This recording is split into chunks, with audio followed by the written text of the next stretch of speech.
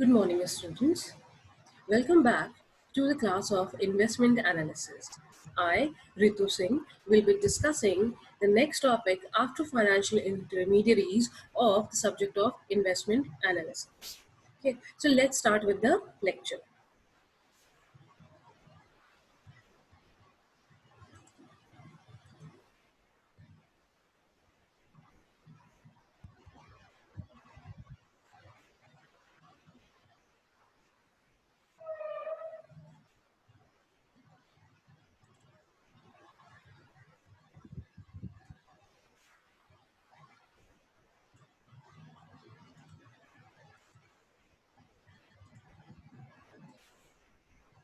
So, the subject is investment analysis, and the last topic, which we discussed in the last lecture, was financial intermediaries. What are financial intermediaries and how they help? So till date, we have studied what is savings, what is investment, what is role of savings in contribution to economy, how the savings of people makes an economy strong, and how why investments are important. And we studied why should people invest. Then in last lecture, we discussed the financial intermediaries, different types of financial intermediaries. Then next point, which is needed to be addressed in this financial intermediaries, is the advantages of financial intermediaries. Why financial intermediaries are important and why they are constituted in our economy. Then here is a diagram which talks about it. First advantage is the convenience. When there is a financial intermediary, then the investor doesn't have to find out a place where to invest, and the borrower does not have to worry about from where to borrow the money. The next is economies of scale. A financial intermediary brings so many investors and borrowers together, hence making it easier for them to know each other and to help each other. So financial intermediary एक बहुत ही convenient application है. इसकी help से जो investor है, जो पैसे invest करना चाहते हैं, उनको एक अच्छा प्लेटफॉर्म मिल जाता है, और जो बोरोवर्स हैं, जिन्हें पैसा बोरो करना है अपने बिजनेस के लिए, अपने वर्क के लिए, उनको एक रिलायबल और ट्रस्टेबल बॉडी मिल जाती है जहां से वो पैसा बोरो कर सकते हैं. इकोनॉमीज ऑफ स्केल इसलिए है क्योंकि ये इन्वेस्टर्स और बोरोवर्स को एक प्लेटफॉर्म पे लेके आ जाता है और कई सारे खर्चे और कई सारे टाइम लैप्स को बचाता है. फाइनेंशियल इंटरमीडियरी बेसिकली एक फाइनेंशियल स्पेशलिस्ट है, तो उसे पता है कि मार्केट की क्या कंडीशंस है, आगे फ्यूचर में क्या हो सकता है. वो गवर्नमेंट के जितने भी रूल्स एंड रेगुलेशंस हैं उनसे जानकारी रहती है उनको. They are aware about it, so they know where and how to invest money in order to gain profit. Then greater liquidity. Financial intermediaries आपको एक प्रॉपर लिक्विडिटी प्रोवाइड करती हैं आपके असेट्स को लेके. फाइनेंशियल इंटरमीडियरीज में जो आप इन्वेस्टमेंट करते हैं वो रिलेटिवली सेफ रहता है, खुद से किए गए इन्वेस्टमेंट्स हैं. And then it also risk spread. It spreads the risk spreading रहती है, जिसकी वजह से आप अपने रिस्क को मिटिगेट कर सकते हैं, कम कर सकते हैं और अपने प्रॉफिट को बढ़ा सकते हैं. So first point is here the low risk. The involvement of intermediaries reduces the risk of fraudulence, default and capital loss for the lender. तो आपका फ्रॉड बचाता है, डिफॉल्ट लोन्स बचाता है और कैपिटल लॉस को भी बचाता है. कन्वीनियंस इसलिए है because it becomes a suitable place for investor और बोरोवर. अब यहाँ पे इन्वेस्टर और बोरोवर को एक दूसरे को अलग अलग जगह जाके ढूंढने की जरूरत नहीं है. वो एक ही जगह पे आके एक दूसरे से मिल सकते हैं, और एक बोरोवर कई सारे इन्वेस्टर से मिल सकते हैं और एक इन्वेस्टर कई सारे बोरोवर से मिल सकता है, और वो खुद तय कर सकता है कि उसे किसके प्लान में, किसके प्रोजेक्ट में इन्वेस्ट करना है. एक बोरोवर भी ये तय कर सकता है कि उसको कौन से इन्वेस्टर से पैसा लेना है. Then economies of scale. अगर इंडिविजुअली बोरोवर और इन्वेस्टर एक दूसरे से मिलेंगे, एक दूसरे को लेंड करेंगे, बोरो करेंगे एक दूसरे से फंड, तो वहां पे एक्सपेंसेस और पेपर वर्क के कॉस्ट बहुत ज्यादा बढ़ जाएंगे. पर फाइनेंशियल इंटरमीडियरी के केस में ये चीज काफी हद तक कम हो जाती है. और हमने पहले ही कहा कि फाइनेंशियल स्पेशलाइजेशन ज्यादा है. लिक्विडिटी भी बढ़ जाती है क्योंकि फाइनेंशियल इंटरमीडिएट्स के पास कई सारे इन्वेस्टर्स हैं, तो वो बोरोवर्स को पैसा दे सकते हैं।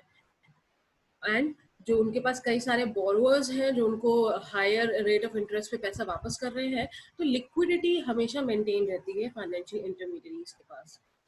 Then it is a safe investment, fraud बच रहा है, आपका रिस्क मिटिगेट हो रहा है, तो it is a safe place to invest, a relatively safer place to invest. Then everything which has advantage has some disadvantages also.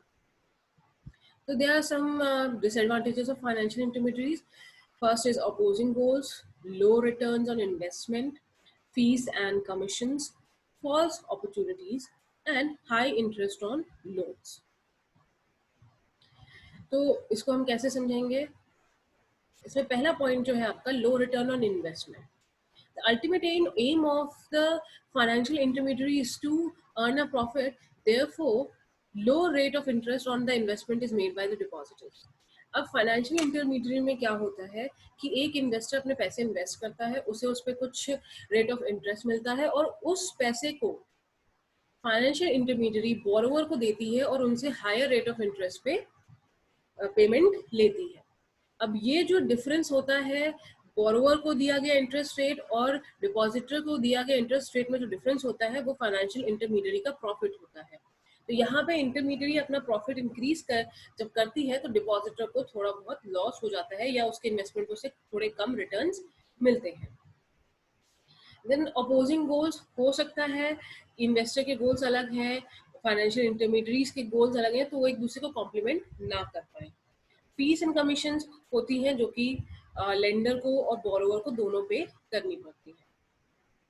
Sometimes अगर आपने जिस फाइनेंशियल इंटरमीडियरी में आप इन्वेस्ट कर रहे हैं, अगर किसी ब्रोकर के पास जा रहे हैं, किसी म्यूचुअल फंड कंपनी के पास जा रहे हैं, अगर उसकी एक प्रॉपर सेटिंग नहीं है, उसके पेपर्स आपने उसकी जो संबद्धता है और जो उस कंपनी की जो रजिस्ट्रेशन है, उस कंपनी की जो रिलायबिलिटी अगर आपने उसको चेक नहीं किया, तो कई बार फॉल्स अपॉर्चुनिटीज और फ्रॉडुलेंट एक्टिविटीज फाइनेंशियल इंटरमीडियरीज में हो सकती है. इसलिए कब किसी भी फाइनेंशियल इंटरमीडियरी को चुनते वक्त उसको चूज करते समय ये ध्यान रखिए कि वो मार्केट में कम से कम 5 साल से ऑलरेडी फंक्शन कर रही है और उसने उसका प्रॉपर रजिस्ट्रेशन है, वो कोई नई कंपनी नहीं है और ना ही आपसे किसी तरह के बड़े ऊंचे वादे करती है. एंड जैसा कि हमने पहले पॉइंट में पढ़ा था, लो रिटर्न्स ऑन इन्वेस्टमेंट, इन्वेस्टर को लो रिटर्न्स मिलते हैं क्योंकि इंटरमीडियरी अपनी कमीशन ले रही है, अपने दोनों बोरोवर और लेंडर के बीच के इंटरेस्ट रेट से अपना प्रॉफिट कमा रही है. तो उसी तरीके से जो बोरोवर होता है, जो पैसे लेने आता है, उसको हाई इंटरेस्ट पे लोन मिलता है. So this was all about the advantages, disadvantages of financial intermediaries. ये सारी चीजें बहुत ही easy हैं, notes में सब कुछ given है. Even if after that you have some issues, some questions, you can ask me anytime. So we will move forward towards the next topic. Next topic is financial systems in India.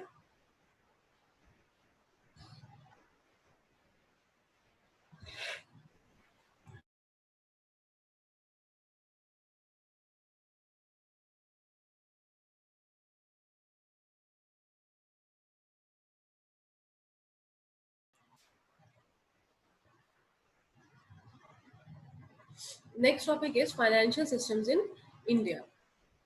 अब India में कई सारे systems हैं जिसके through finances maintain होते हैं.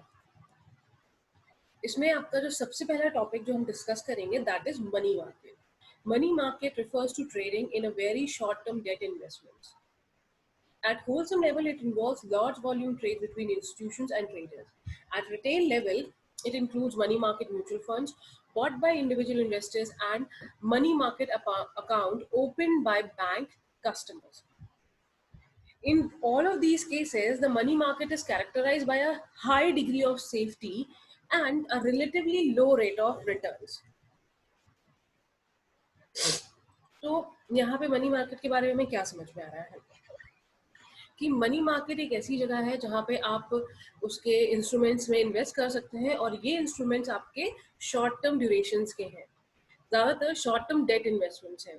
Short term का मतलब ये है कि इन इंस्ट्रूमेंट्स की जो लाइफ साइकिल है वो 1 साल से कम समय के लिए है। और क्योंकि ये इन्वेस्टमेंट 1 साल से कम समय के लिए है, तो मनी मार्केट के जो इन्वेस्टमेंट है उसमें सेफ्टी की हाई डिग्री रहती है, पर अगर सेफ्टी ज़्यादा है तो रिटर्न्स की लो डिग्री रहेगी, थोड़े से कम रिटर्न्स मिलेंगे, because higher the risk higher the return, lower the risk lower the return. So, what are the key points of money market? It involves the purchase and sale of large volumes of short term debt products such as overnight reserves or commercial papers. The individual may invest in money market by purchasing money market mutual fund, buying treasury bills, money market account, and investments are characterized by safety and liquidity.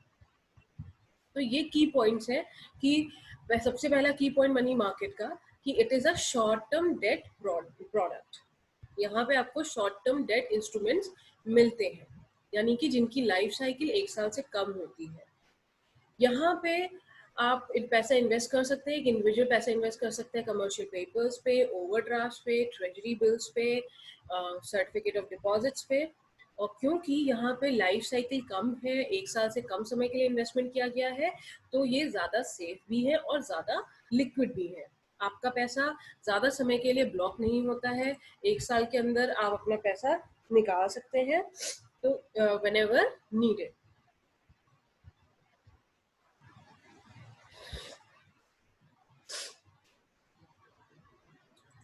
So what is with the money market? Money market एक तरीके से global financial system का एक pillar है. जितना ज़रूरी capital market है, जितना ज़रूरी लॉन्ग टर्म इन्वेस्टमेंट है, उतनी ही ज़रूरी शॉर्ट टर्म इन्वेस्टमेंट्स भी है. कभी कभार गवर्नमेंट और बैंक्स को ओवरनाइट ट्रांजैक्शंस करने की ज़रूरत पड़ती है, इन्वेस्टमेंट करने की ज़रूरत पड़ती है, तो उस केस में मनी मार्केट के ट्रांजैक्शंस काम आते हैं. फॉर एग्जाम्पल, हमारी गवर्नमेंट ने अभी कोविड-19 पीरियड के बाद जब काफ़ी सारे स्कीम्स लेके आया, वो डिफरेंट एमएसएमईज के लिए, स्मॉल बिजनेसेस के लिए, डिफरेंट सेक्टर्स के रिवाइवल के लिए, तो तब ये मनी मार्केट के ट्रांजैक्शंस भी उस डिपॉजिट में काम आए जो कि लोगों को दिए जा सकते थे राहत के लिए. Then institutions that participate in money market include banks that lend to one another and to large companies in currency and time deposit market.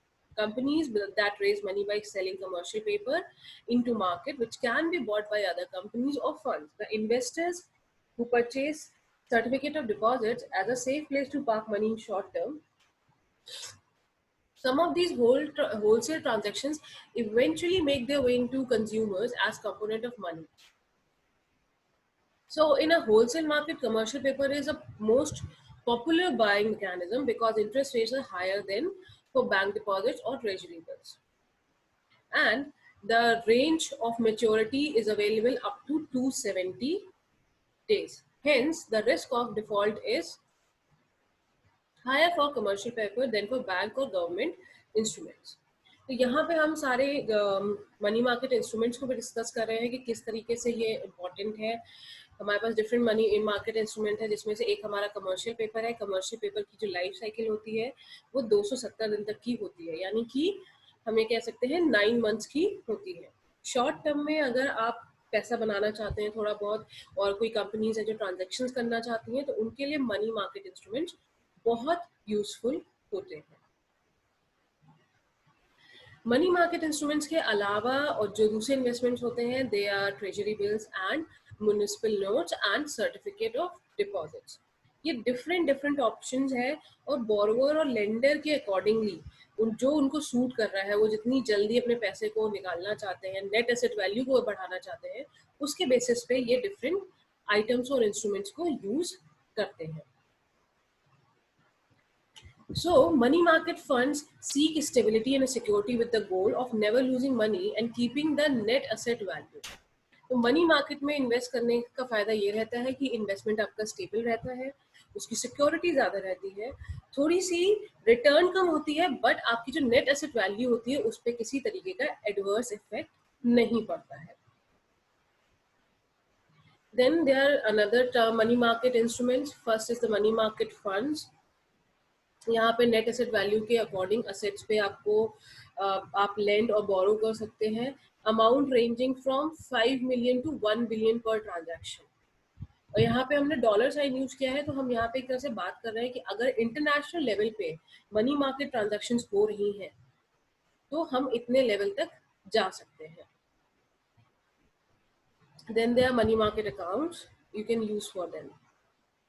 Then we have discussed about certificate of deposits also. These are not strictly money market funds, but they can be sold up to terms of 10 years. इस 10 year terms में वो उसको बार बार renew करते रहते हैं. तो जो certificate of deposit जो सबसे ज़्यादा सक्सेसफुल है, जो सबसे ज़्यादा मार्केट में जिनकी मांग है, उनका जो रेंज होता है वो होता है 3 से 6 महीने का. And they are mostly available in the market. और दिस ये जो 3 से 6 महीने का पीरियड है सर्टिफिकेट ऑफ डिपॉजिट का, इसको पूरा करने के बाद जो इन्वेस्टर है चाहे तो अपना पैसा निकाल सकता है, he can realise the money, और चाहे वो उसको आगे बढ़ा के फर्दर री इन्वेस्ट कर सकता है. फिर आपका आता है कमर्शियल पेपर. कमर्शियल पेपर की टाइम पीरियड हम पढ़ चुके हैं. It involves from 90 days to 270 days. और ज़्यादातर जो सबसे हैवी क्रेडिट वर्दी कंपनीज होती हैं, ऐसी कंपनीज जिनकी क्रेडिट रेटिंग्स हाई होती हैं, वही कमर्शियल पेपर्स में डील करती हैं, क्योंकि रिस्क इससे लो हो जाता है. देन बैंकर एक्सेप्टेंस दिया जाता है बैंक के द्वारा. इसको हम कई बार ओवरड्राफ्ट फैसिलिटी के रूप में भी बोलते हैं. Then there is repo rate. Repos जो कि रीपरचेज, जिसे हम रीपरचेज अग्रीमेंट भी बोलते हैं, ये ज्यादातर बैंक और इंस्टीट्यूशंस के बीच में इन्वॉल्व होता है. So this was all about the money market. अब जो मनी मार्केट है, मनी, आप बीकॉम थर्ड ईयर के स्टूडेंट हैं, इससे पहले आपने जब बीकॉम फर्स्ट ईयर में फाइनेंशियल अकाउंटिंग पढ़ी थी और आपने बिजनेस ऑर्गेनाइजेशन का सब्जेक्ट पढ़ा था, इसमें एक चैप्टर था जिसमें फाइनेंशियल मार्केट्स पे भी जोर दिया गया था. उस पर आप मनी मार्केट और कैपिटल मार्केट दोनों पढ़ चुके हैं. फिर उसके बाद जब आप थर्ड सेमेस्टर में आप फाइनेंशियल मैनेजमेंट की पढ़ाई करने आए, जब फाइनेंशियल मैनेजमेंट आपके सब्जेक्ट में आया, तब भी आपने टाइप्स ऑफ मार्केट में money market and capital market को पढ़ा हुआ है. You are aware of the topic. So you are aware that what is money market, what is capital market. They both are the part of financial market. Money market is a short term market. Capital market is a long term market. Money market की जो भी dealings होती हैं, जो transaction life time होता है वो 1 साल से कम का होता है, और कैपिटल मार्केट का 1 साल से ज़्यादा होता है. मनी मार्केट इंस्ट्रूमेंट्स आपके इसके एग्जाम्पल है वो ट्रेजरी बिल्स हैं, कमर्शियल पेपर्स हैं, और सर्टिफिकेट ऑफ डिपॉजिट्स हैं, ट्रेडिंग डिस्काउंट्स हैं. और आपके कैपिटल मार्केट के एग्जाम्पल्स शेयर्स एंड डिबेंचर्स हैं. कैपिटल मार्केट भी 2 पार्ट्स में डिवाइडेड रहता है, प्राइमरी और सेकेंडरी, जो कि हम नेक्स्ट सेशन में हम इसका जरूर डिस्कशन करेंगे. So why this money market is important in investment analysis. अगर जो हमारा इन्वेस्टर है, whoever is our investor, he wants money in short term duration. जब आप कैपिटल मार्केट शेयर्स या डिबेंचर्स में इन्वेस्टमेंट करते हैं, बॉन्ड्स में इन्वेस्टमेंट करते हैं, तो वहाँ पे आपका जो पैसा है, जो अमाउंट है, वो एक कंसिडरेबल पीरियड के लिए लॉक इन हो जाता है, लॉक्ड हो जाता है. वो पैसा फिर आप रियलाइज नहीं कर सकते, यानी कि उसकी लिक्विडिटी, जो कन्वर्टिबिलिटी है, वो लो हो जाती है या ऑलमोस्ट जीरो हो जाती है. बट अगर आपको अपने बिजनेस में, आपको अपने लाइफ, आपको अपनी पर्सनल लाइफ में, अपने इन्वेस्टमेंट में अगर इन लिक्विडिटी मेंटेन करनी है, तो आपको शॉर्ट टर्म इंस्ट्रूमेंट्स में भी इन्वेस्ट करना पड़ेगा, यानी कि मनी मार्केट में इन्वेस्ट करना पड़ेगा. और इससे पहले जो हम फाइनेंशियल इंटरमीडियरीज पढ़ रहे थे, जिसमें हमने कई सारे एग्जाम्पल पढ़े थे, इंश्योरेंस के, बैंक के, एनबीएफसीज के, एंड आपके ब्रोकर्स के, and then there was escrow company, credit unions and mutual fund companies. ये सारी कंपनीज आपको प्रोवाइड करवाती हैं factors and schemes money market में इन्वेस्ट करने के लिए. क्योंकि हर इन्वेस्टर के पास इतना सरप्लस अमाउंट नहीं होता है कि वो रिस्क ले सके. जो मैक्सिमम इन्वेस्टर है, जो कि जॉब कर रहा है, बहुत ही मेहनत से पैसे कमा रहा है, तो वो इन्वेस्टमेंट करना चाहेगा, तो एक बार ही वो रिस्क थोड़ा कम लेगा, भले ही उसको थोड़ा कम रिटर्न मिले, बट वो चाहता है कि उसे सेफ्टी मिले, उसका पैसा ना डूबे. तो in those cases, at those times, money market comes to the rescue. तब मनी मार्केट के जितने भी इंस्ट्रूमेंट्स हैं, जितनी भी डीलिंग्स हैं, वो हेल्प के लिए आते हैं. कई बार बड़ी बड़ी कंपनियां भी हैं, जो बड़ी बड़ी आपके ऑर्गेनाइजेशंस हैं, फैक्ट्रीज हैं, वो भी मनी मार्केट में ही इन्वेस्ट करते हैं. अब देखिए, किसी कंपनी में क्या होता है कि हमने कॉन्सेप्ट पढ़ा है वर्किंग कैपिटल मैनेजमेंट का. वर्किंग कैपिटल मैनेजमेंट में हमने 3 लेवल्स पढ़े थे: permanent working capital, temporary working capital, and then some part which is kept aside. तो एक कंपनी जिसको डेली रिक्वायरमेंट है अपनी वर्किंग कैपिटल की, वर्किंग कैपिटल मैनेजमेंट कर रहा है, उसके पास वर्किंग कैपिटल मैनेजमेंट फंड में जो भी सरप्लस अमाउंट है, वो अगर काफी समय तक आइडियल पड़ा रहे तो वो भी कंपनी के लिए यूजफुल नहीं है, एक अच्छी सिचुएशन नहीं है. तो उस केस में जो कंपनीज होती हैं, जो फैक्ट्रीज होती हैं, उस सरप्लस वर्किंग कैपिटल अमाउंट को मनी मार्केट में इन्वेस्ट करते हैं. उससे फायदा क्या होता है कि उस इन्वेस्टमेंट पे उनको कुछ रिटर्न्स मिलते हैं. अब क्योंकि मनी मार्केट आपका रिलेटिवली सेफर जगह है, कम टाइम पीरियड के लिए है, तो वो पैसा कुछ समय बाद वापस आ जाता है.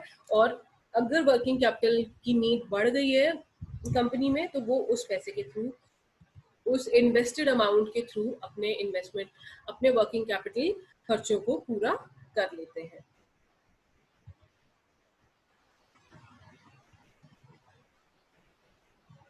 तो मनी मार्केट में यहाँ पे जो हो रहा है, जो ट्रांजैक्शन हो रहा है, here all the companies come together and help each other in order to lend short term loans.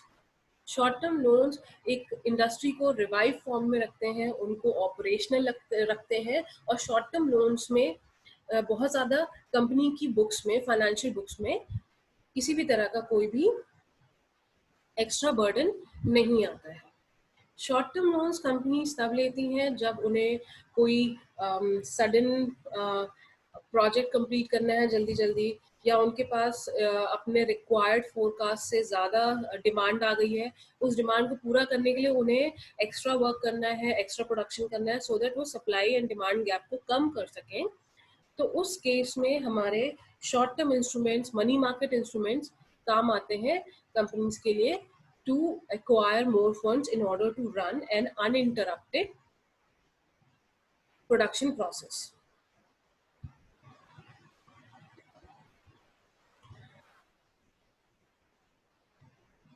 So, next point with the money market is that individuals can invest in money market by buying money market funds, short-term CDs, municipal notes, or treasury bills. And for individual investors, the money market has retail locations like local banks. And brokers also help in investing money market. तो अगर कोई individual है जो कि money market में invest करना चाहता है, तो वो शॉर्ट टर्म डिपॉजिट्स की हेल्प ले सकता है, म्युनिसिपल नोट्स की हेल्प ले सकता है, ट्रेजरी बिल्स की नोट ले सकता है. कई बार इसके लिए ब्रोकर्स भी अवेलेबल है मार्केट में.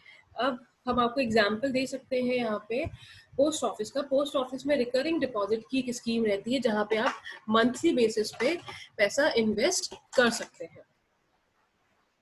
वहाँ आपको ये प्रावधान मिलता है, ये आपको इस चीज़ के लिए छूट मिलती है कि आप कम पैसे का इन्वेस्टमेंट कर सकते हैं, और वो इन्वेस्टमेंट आपका ज़्यादा से ज़्यादा 1 महीने या 2 महीने या 3 महीने के लिए रहेगा. उसके बाद आप उसको निकाल सकते हैं या फिर आगे रिन्यू कर सकते हैं. तो इस केस में अगर कोई इंडिविजुअल इन्वेस्टर है जिसके पास कम पैसा है, तो वो वहाँ इन मनी मार्केट इंस्ट्रूमेंट्स में इन्वेस्ट करके अपना इन्वेस्टमेंट में योगदान दे सकता है और अपनी वेल्थ को इंक्रीज कर सकता है. इसका एक एग्जांपल मैं आपको ये भी देना चाहूँगी कि I discuss with so many people if they invest और नॉट, इन्वेस्टमेंट के बारे में उनकी क्या जानकारी है. तो कुछ लोगों ने मुझे एक आइडिया दिया, कुछ लोगों ने मुझे ये सब बताया कि वो हर महीने पोस्ट ऑफिस में पॉलिसीज खरीदते हैं, आरडीज खरीदते हैं, और टाइम पूरा होने के बाद, 1 या 2 महीने पूरे होने के बाद वो उसको रिन्यू करवा देते हैं. और साल के एंड में जाके उनके पास एक स्टिपुलेटेड अमाउंट आ जाता है. वो आरडी की सेविंग्स को वो एक साथ कलेक्ट करके साल के एंड में, फाइनेंशियल ईयर के एंड में, अपने प्रोविडेंट फंड अकाउंट में डाल देते हैं. तो साल भर थोड़ी थोड़ी सेविंग करके उन्होंने प्रोविडेंट फंड में पैसा डालने लायक पैसा जमा कर दिया। प्रोविडेंट फंड में जब आप पैसा जमा करते हैं तो उसकी वैल्यू 500 रुपए से 1.5 लाख रुपए के बीच में होनी चाहिए, और 80C इनकम टैक्स के 80C सेक्शन के हेल्प से आपको उस पर टैक्स फ्री अमाउंट मिलता है, आपको उस पर टैक्स पे नहीं करना पड़ता है। ये अलग बात है कि प्रोविडेंट फंड में आप जो अमाउंट सबमिट करते हैं वो कम से कम अगले 7 से 10 सालों के लिए ब्लॉक हो जाता है। तो उस केस में वो एक तरह का लॉन्ग टर्म इंस्ट्रूमेंट है, बट उस लॉन्ग टर्म इंस्ट्रूमेंट को सक्सेसफुल बनाने के लिए इन्वेस्टर ने वो हर महीने एक शॉर्ट टर्म इन्वेस्टमेंट किया, so that at the end of year that person is able to put that money into that long term investment, जिसपे उसको थोड़ा ज्यादा इंटरेस्ट रेट मिलेगा। पहले इन्वेस्टर ने पूरे साल शॉर्ट टर्म सिक्योरिटीज के थ्रू कम अमाउंट का इंटरेस्ट इकट्ठा किया, और फिर eight the end of the year जो उसकी टोटल सेविंग्स हो गई उसको उसने एक लॉन्ग टर्म इन्वेस्टमेंट में इन्वेस्ट कर दिया, जिसपे उसको हायर रेट ऑफ इंटरेस्ट मिलेगा। तो इस तरीके से उसकी नेट असेट वैल्यू इंक्रीज करती रहेगी। अब मनी मार्केट में इन्वेस्ट करते समय आपको इस चीज का बहुत ध्यान रखना है कि आप जहां इन्वेस्टमेंट कर रहे हैं वो जगह रिलायबल है, ट्रस्ट वर्दी है। जिस भी सर्टिफिकेट में या जिस भी इंस्ट्रूमेंट में इन्वेस्ट कर रहे हैं, किसी ब्रोकर के थ्रू, किसी कंपनी के through, those are reliable organisations और reliable individual brokers. Even if you are using brokers, अगर आप ब्रोकर्स की हेल्प ले रहे हैं, उनके थ्रू अपना पैसा इन्वेस्ट कर रहे हैं, तो भी आपको फाइनेंशियल वेबसाइट्स चेक करनी चाहिए, सेबी की वेबसाइट चेक करनी चाहिए, क्योंकि जितने भी फाइनेंशियल ब्रोकर्स हैं वो सेबी की वेबसाइट पे रजिस्टर्ड होते हैं, दे हैव देयर लाइसेंस, और वहाँ पे आप उनकी रेटिंग्स चेक कर सकते हैं, आप उनकी क्रेडिट रेटिंग्स चेक कर सकते हैं, और ये डिसाइड कर सकते हैं कि किस पे भरोसा करना ज़्यादा बेहतर रहेगा। तो मनी मार्केट भी एक बहुत ही ज़रूरी और इम्पॉर्टेंट जगह है, जस्ट लाइक कैपिटल मार्केट। हालांकि कैपिटल मार्केट की जो डीलिंग्स है, वहाँ जो अमाउंट है उसका, जो इकोनॉमीज है उसकी जो स्केल है, जो ऑपरेशनल स्केल है, वो मनी मार्केट से ज़्यादा है, तो फिर भी मनी मार्केट बहुत हद तक हमारी हेल्प करता है हमारी शॉर्ट टर्म रिक्वायरमेंट्स को पूरा करने में। So in money market, that bigger deposits and longer term yields better interest rate. तो मनी मार्केट में जब आप जितना बड़ा डिपॉजिट करेंगे और उसको बार बार आप रिन्यू करते रहेंगे, तो आपको बेहतर से बेहतर इंटरेस्ट रेट मिलते रहेंगे। उसके अलावा मनी मार्केट की कई सारी रूल्स, अगर दूसरे रूल्स एंड रेगुलेशंस भी हैं, जहाँ पे अगर आपने अपने फंड्स के साथ छेड़छाड़ की, और जो बहुत ही छोटा समय वो देते हैं आपको, 90 दिन से लेके 270 या 290 दिन का, उससे पहले अगर आप अपना अमाउंट विड्रॉ कर ले रहे हैं, स्टिपुलेटेड टाइम पीरियड पूरा नहीं होने दे रहे हैं, तो वो आपकी कुछ पेनल्टीज भी आपसे चार्ज करते हैं। क्योंकि मनी मार्केट इंटरमीडियरीज जितनी भी हैं, फाइनेंशियल इंटरमीडियरीज है जो मनी मार्केट में वर्क कर रही हैं, उन्हें भी अपना एक प्रॉफिट मार्जिन मेंटेन करना होता है, so that they can use that profit amount to invest further. So all these companies, all these financial intermediaries are related to each other. ये सभी एक क्लोज नेट फॉर्मेशन में एक दूसरे के साथ काम कर रही हैं। जो फाइनेंशियल इंटरमीडियरीज हैं, उनके जो इन्वेस्टर्स हैं, और उनके जो लेंडर्स और जो बोरोवर्स हैं, वो सभी एक क्लोज नेट कम्युनिटी की तरह काम करते हैं। इन्वेस्टर इन्वेस्ट करते समय को उसको अपना एक ब्रॉड ओपन माइंडसेट रखना होता है कि उसे सिर्फ शॉर्ट टर्म सिक्योरिटीज में या high return and high risk securities में नहीं इन्वेस्ट करना है, उसको low return and low risk securities में भी इन्वेस्ट करना है, उसको लॉन्ग टर्म इन्वेस्टमेंट भी करने हैं और शॉर्ट टर्म इन्वेस्टमेंट भी करने हैं। तो शॉर्ट टर्म इन्वेस्टमेंट भी उतने ही ज़रूरी है, आपके फाइनेंशियल अकाउंट की लिक्विडिटी मेंटेन करने के लिए उतने ही ज़रूरी है जितने कि आपकी असेट वैल्यू इंक्रीज करने के लिए आपके लॉन्ग टर्म इन्वेस्टमेंट्स ज़रूरी है। So this was all about money market in this lecture. आज के लेक्चर में हमने मनी मार्केट डिस्कस किया और उसके क्या इंस्ट्रूमेंट्स होते हैं, क्या काम होते हैं, कैसे वो फाइनेंशियल इंटरमीडियरीज से जुड़ा हुआ है, कनेक्टेड है, ये हमने डिस्कस किया। मनी मार्केट का जो टॉपिक है वो आप इससे पहले फाइनेंशियल अकाउंटिंग के 4th यूनिट में और फाइनेंशियल मैनेजमेंट में भी पढ़ चुके हैं। तो होपफुली आपकी कुछ अंडरस्टैंडिंग ऑलरेडी इस टॉपिक पे रही होगी. नेक्स्ट आपका जो लेक्चर होगा वो कैपिटल मार्केट्स पे बेस्ड होगा, और उसके बाद हम मनी मार्केट और कैपिटल मार्केट के बीच के डिफरेंशिएशन को पढ़ेंगे. Why these markets are different, if they both deal with finance, then why they are different. We'll talk about that. So thank you so much, students, for listening to me very patiently. And if you have any further queries, then you can send your questions on my email ID. I will be happy to resolve them. So this is Ritu Singh signing off for today's lecture, and hope to see you again for the next lecture of investment analysis. Thank you so much, students.